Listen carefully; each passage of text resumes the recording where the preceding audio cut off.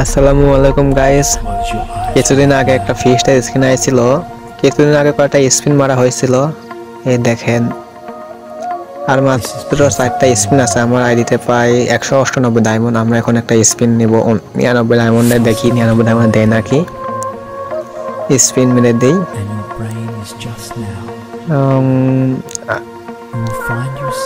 বাদলো না। ইতিমধ্যে আমরা আবার একটু পরে ডায়মন্ড টপ করব ইনশাল্লাহ।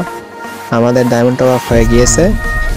আমি ইতিমধ্যে আবার ডায়মন্ড টপ আপ দিয়ে চলে আসলাম গেমে। একটা মান্থলি মারলাম, প্রথমে পেলাম 1000 ডায়মন্ড।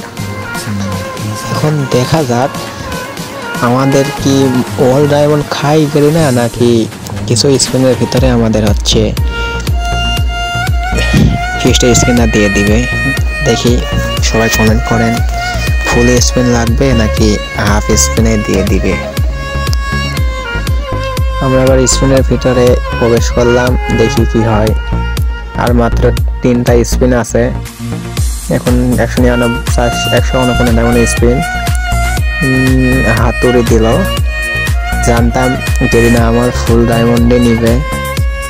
লাস্ট স্পিনে হাতুড় দিল। দেখা যাক, আর মাত্র 2টা স্পিন আছে। 2টা স্পিনের ভিতরে কি হতে পারে,